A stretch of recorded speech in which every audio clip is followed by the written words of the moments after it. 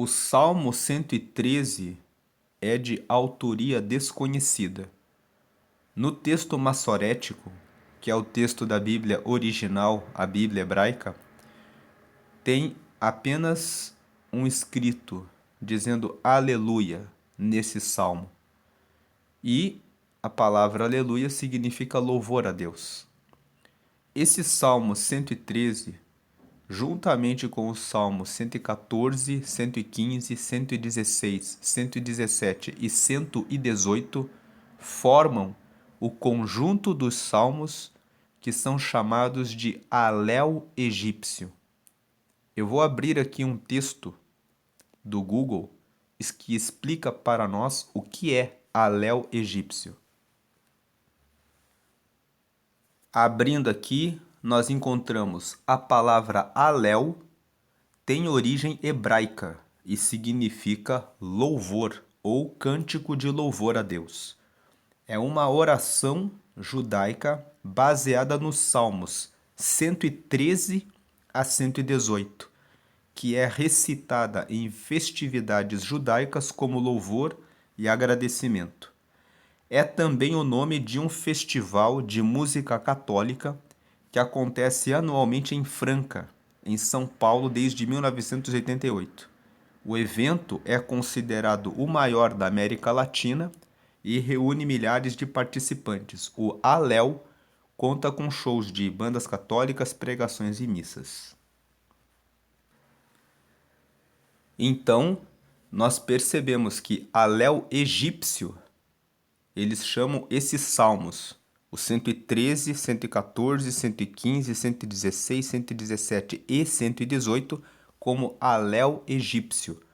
Porque esses salmos são os salmos que são cantados pelo povo judeu para comemorar a libertação do Egito.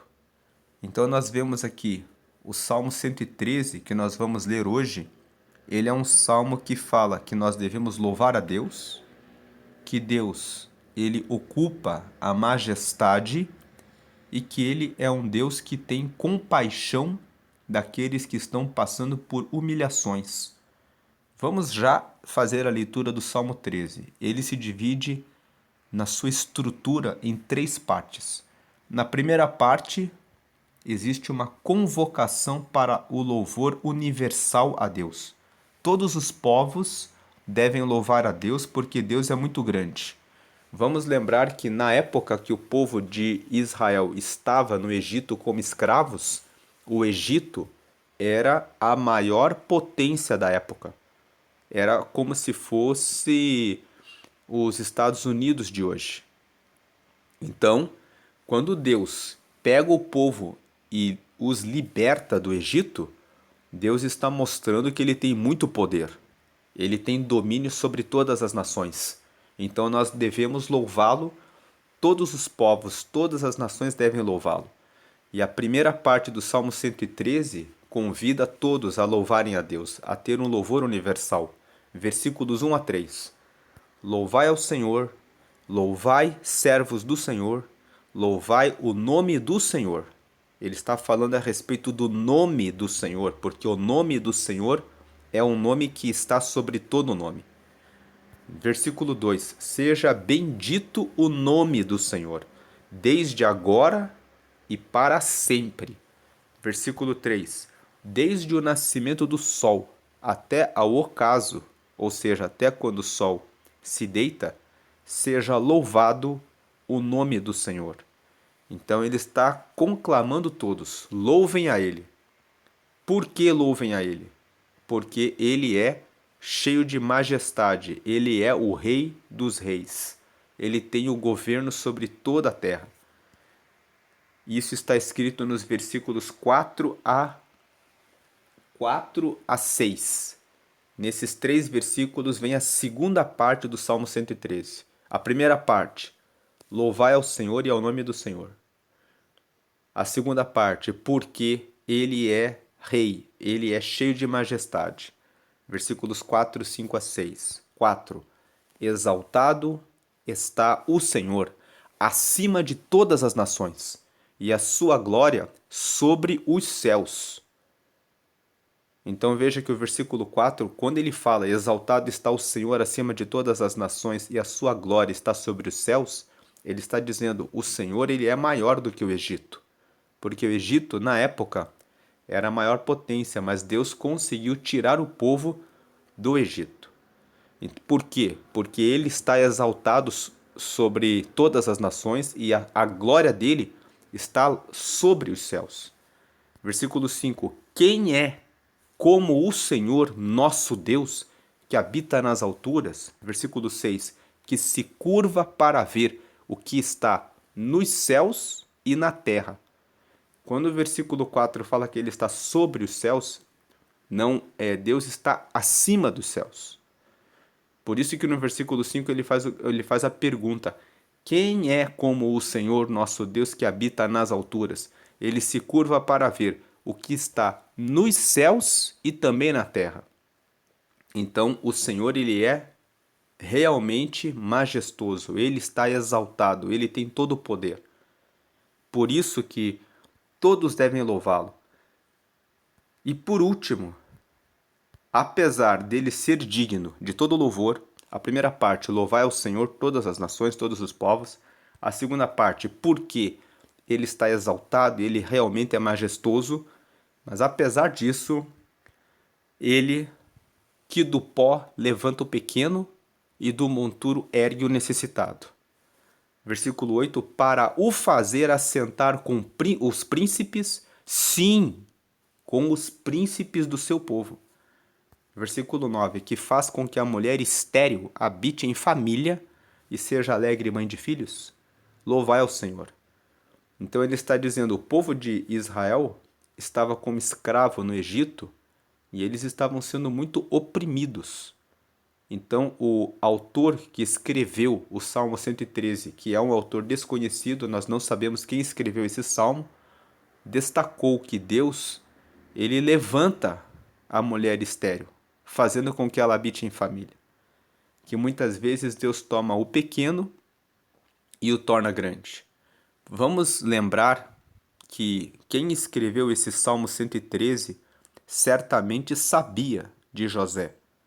José foi vendido como escravo, estava sozinho, longe da sua família. Nós temos que José era o filho mais novo de um homem chamado Jacó, que tinha 12 filhos. E quando esse jovem tinha aproximadamente 17 anos, ele foi vendido pelos irmãos, porque Jacó amava mais a José, porque era o filho da sua velhice. E por ser o filho mais moço, Jacó o amava. E os irmãos, com inveja, venderam José como escravo para o egípcio Potifar. Com isso, José foi cair no Egito.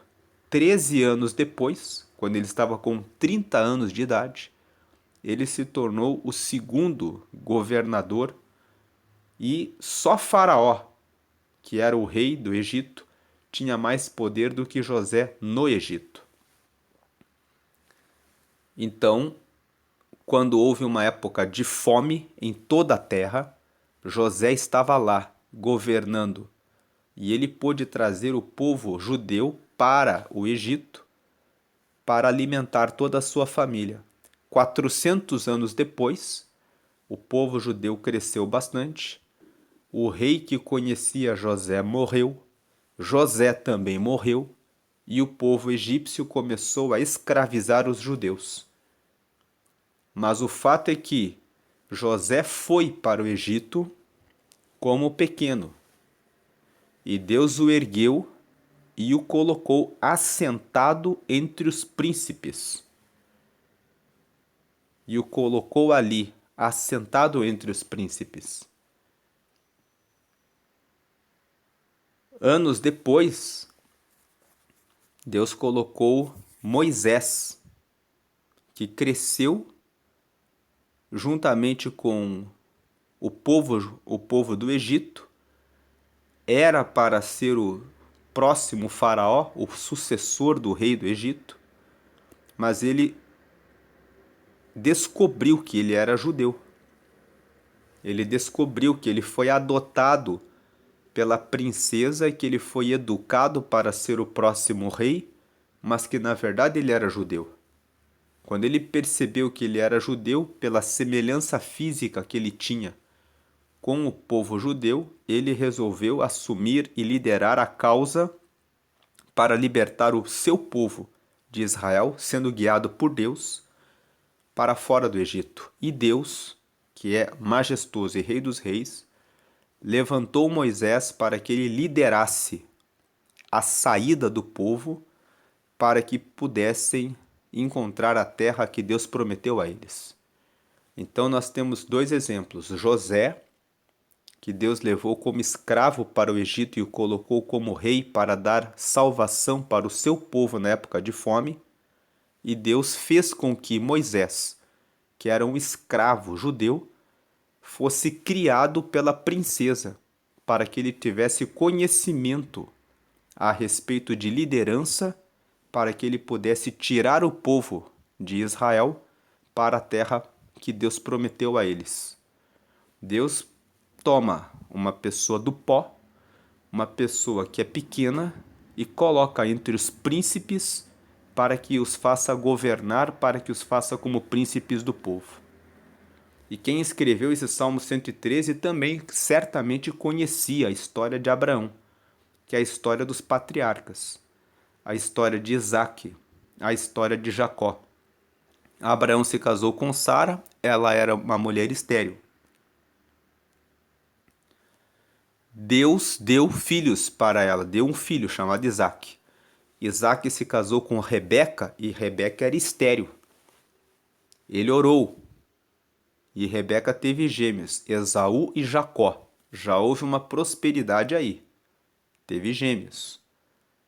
Esaú recusou a promessa de Deus, então ficou Jacó, que se casou com Leia e se casou com Raquel.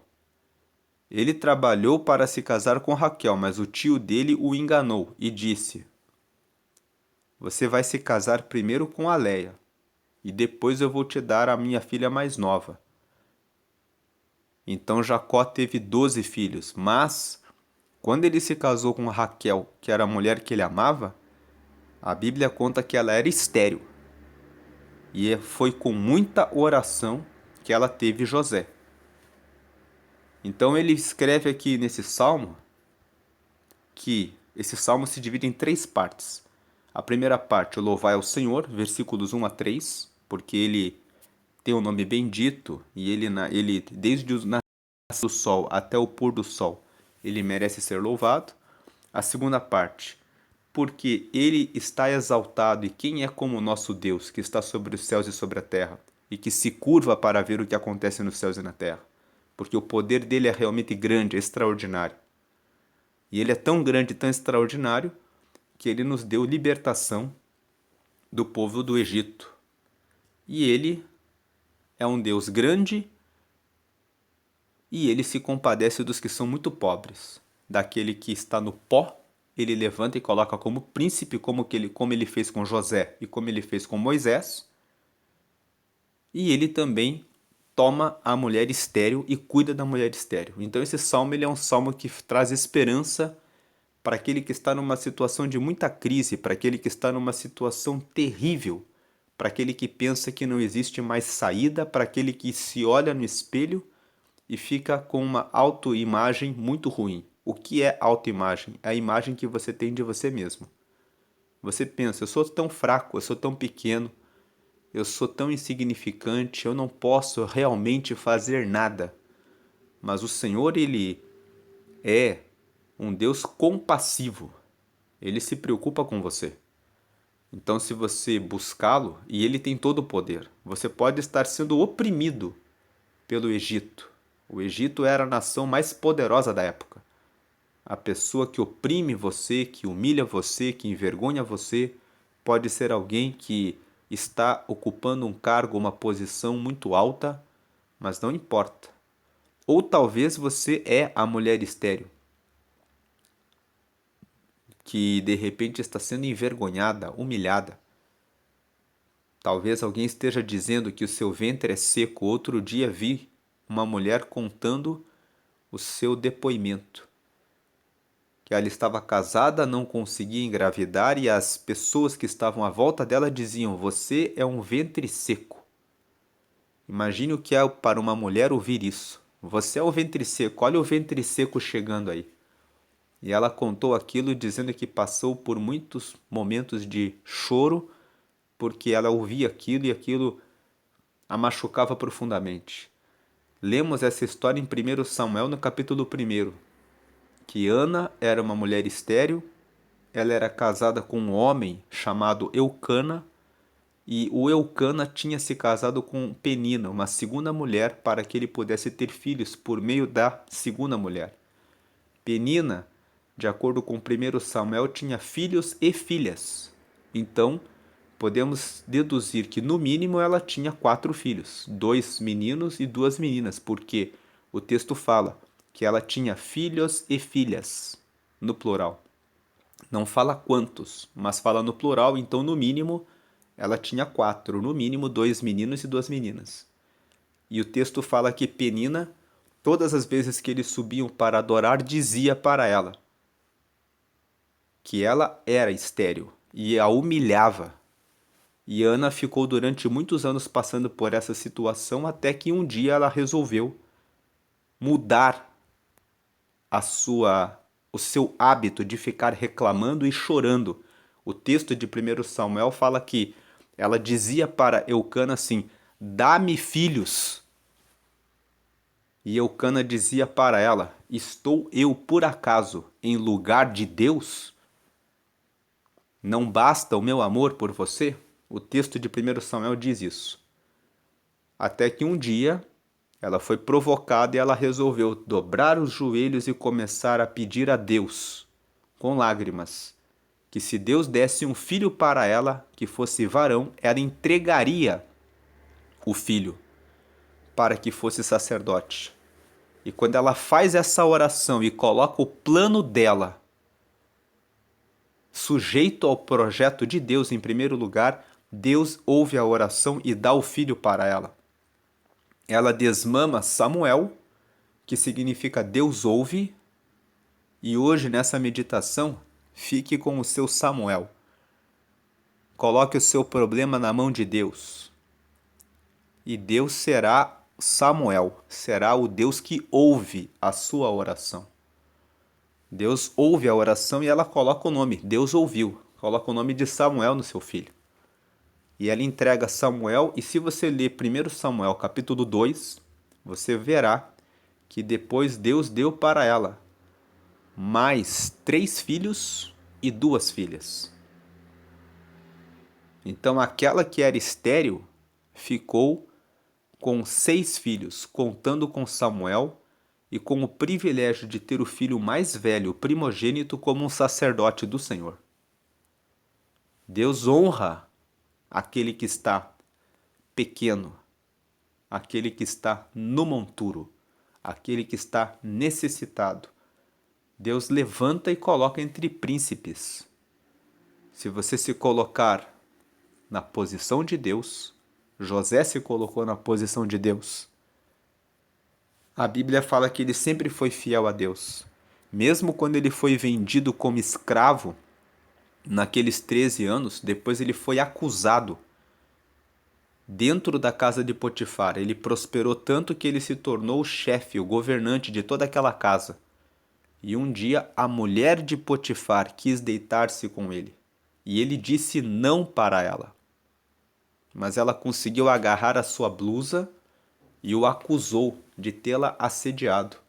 E por causa disso ele foi parar numa prisão de maneira injusta.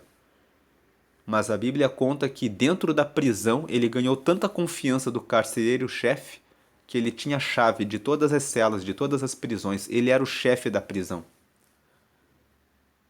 E ali ele nunca murmurou contra Deus, nem quando foi vendido como escravo pelos irmãos, nem quando foi acusado pela mulher de Potifar, nem quando estava no cárcere.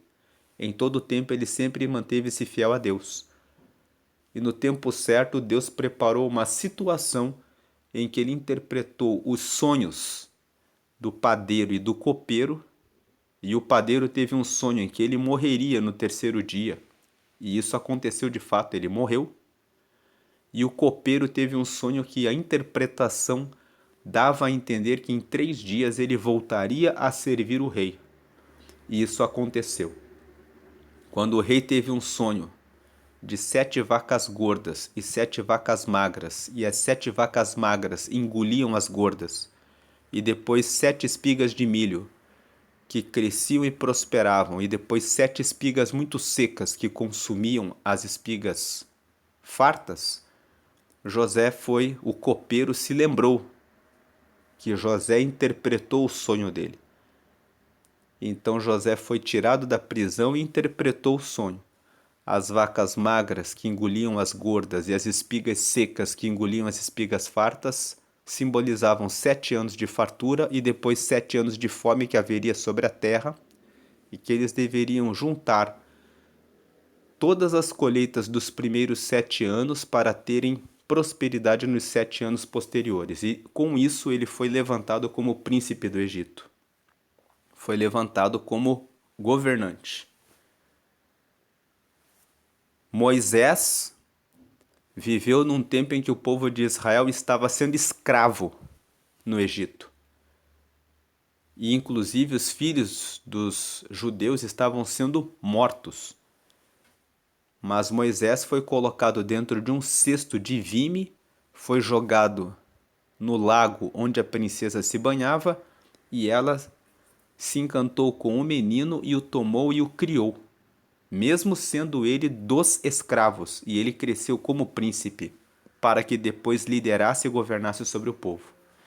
Então nós vemos que Deus ele faz coisas que são extraordinárias e ele salva o seu povo.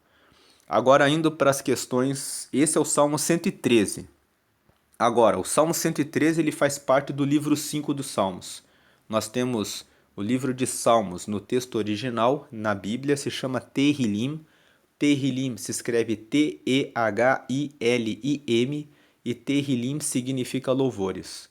E os Salmos, os louvores, eles são reunidos em 5 livros. São 5 coletâneas. O povo hebreu foi juntando os salmos e foi reunindo os livros até comporem os salmos como hoje nós conhecemos, que é formado pelo Salmo 1 até o Salmo 150. Então a primeira coletânea se chama Livro 1.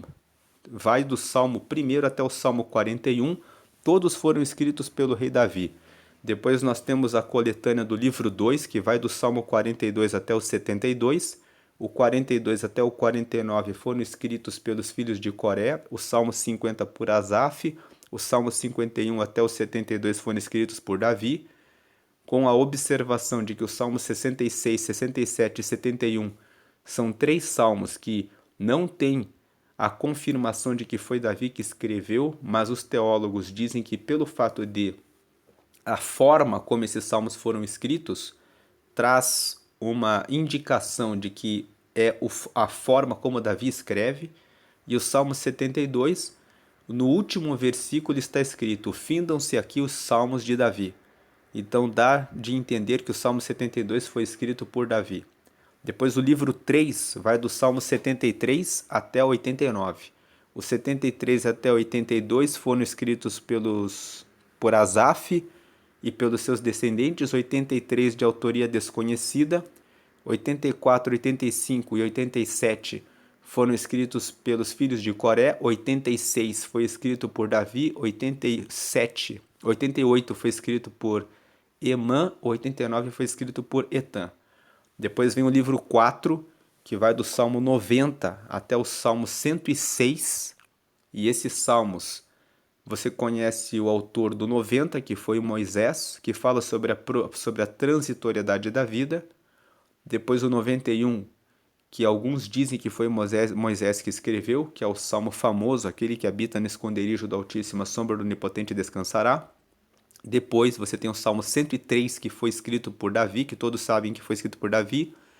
O 95 tem uma indicação em Hebreus capítulo 4, versículo 7, de que quem escreveu o Salmo 95 foi Davi. E os outros salmos, do 90 até o 106, são de autoria desconhecida. Mas a característica do livro 4 é que a grande maioria dos salmos são salmos que falam de louvor a Deus. O Senhor reina, cantai ao Senhor, bendizei ao Senhor e louvai ao Senhor. E aí chegamos no livro 5. Começa no Salmo 107 e vai até o Salmo 150.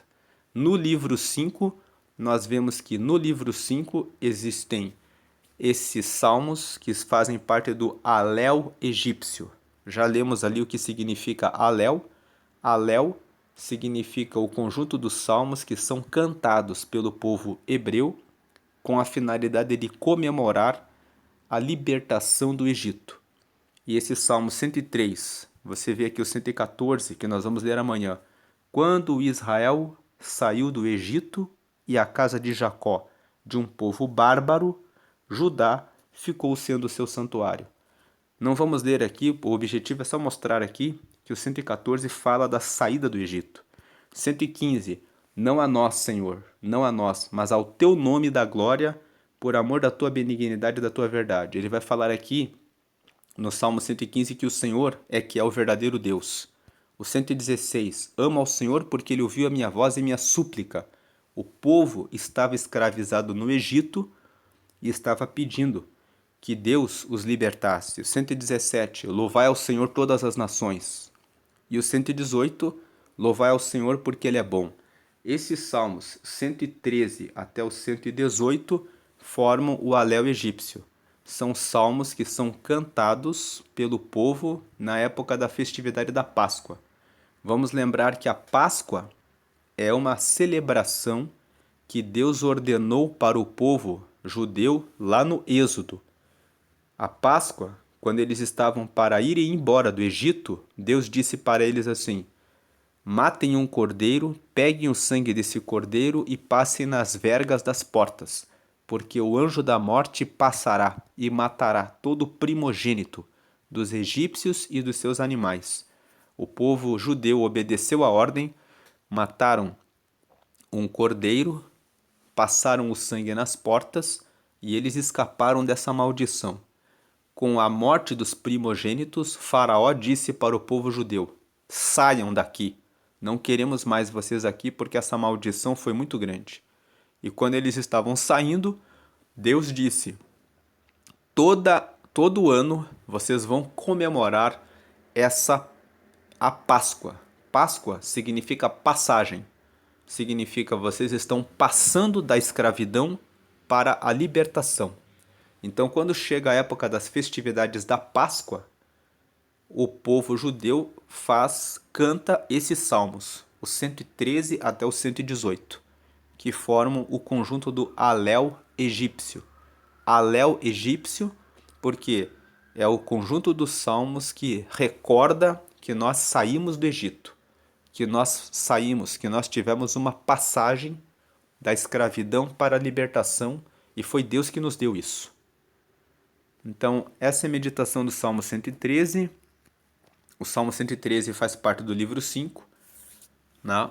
Depois disso, vamos lembrar, o Salmo 117 é o menor salmo da Bíblia. O Salmo 18 marca o meio da Bíblia. O Salmo 119 começa a segunda parte da Bíblia, da metade para frente, e é o maior salmo da Bíblia. Depois o Salmo 120 até o Salmo 134 são 15 salmos que fazem parte de uma coletânea que se chama Cântico dos Degraus, que são cânticos que o povo louva quando eles sobem para Jerusalém para comemorarem 3 festas: a Páscoa, a festa dos tabernáculos e a festa do Pentecostes. Nessas 3 festas, eles também cantam os Salmos 120 até o Salmo 134. E o nome desses salmos é Cântico dos Degraus, porque Jerusalém fica numa região montanhosa. E quando chega a época dessas festas, o povo faz a peregrinação para Jerusalém. E eles vão subindo e vão cantando o Salmo 120 até o 134. Então nós temos aqui dentro do livro 5 essas coleções. O Alel egípcio, Salmo 113 até o Salmo 118. os cânticos dos degraus, do Salmo 120 até o Salmo 134, o menor Salmo 117, o Salmo do meio da Bíblia 118 e o maior Salmo 119. Tudo isso está no livro 5, que vai do Salmo 107 até o Salmo 150. E essa é a meditação de hoje. Se você está passando por uma situação difícil, vergonha, humilhação, fique com o Salmo 113. O povo de Israel estava como escravo no Egito, mas Deus levantou José e Moisés de situações terríveis e os colocou como governantes. E abençoou a mulher estéril. Ele é digno de louvor, bendito em todas as nações, e ele é realmente majestade e rei dos reis. Quem é como o Senhor, que está acima das alturas e olha sobre o que acontece nos céus e o que acontece sobre a terra? Só ele é o Senhor. Essa é a meditação do Salmo 113 e hoje é dia 22 de novembro. Nós começamos a ler Salmos no dia 1º de agosto e todos os meses nós fazemos a leitura de Provérbios. Se você ler Provérbios, que tem 31 capítulos todos os meses, você pode ler Provérbios uma vez por mês. Você consegue ler Provérbios 12 vezes no ano. Se você lê e aplica Provérbios por 2 anos consecutivos, você vai tomar decisões mais inteligentes.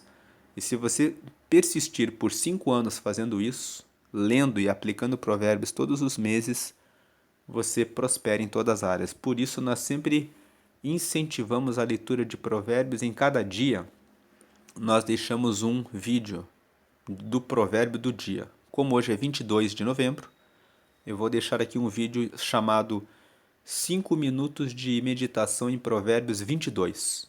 Provérbios 22 nos fala sobre cuidar do seu nome, sobre cuidar de como você trata das pessoas que são pobres e como se lidar com as riquezas que você recebe.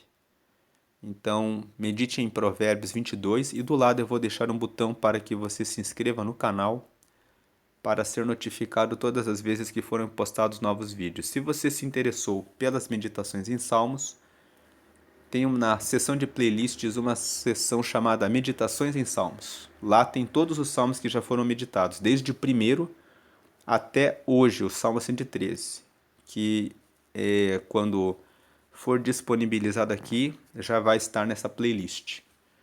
Deus abençoe a sua vida hoje sempre, sempre confie no Senhor. Ele realmente é rei e ele levanta o necessitado e o pobre do monturo e faz que a mulher estéril viva em famílias. Lembre-se que o Senhor é sempre compassivo e sempre bom. Deus abençoe hoje e sempre. Amém.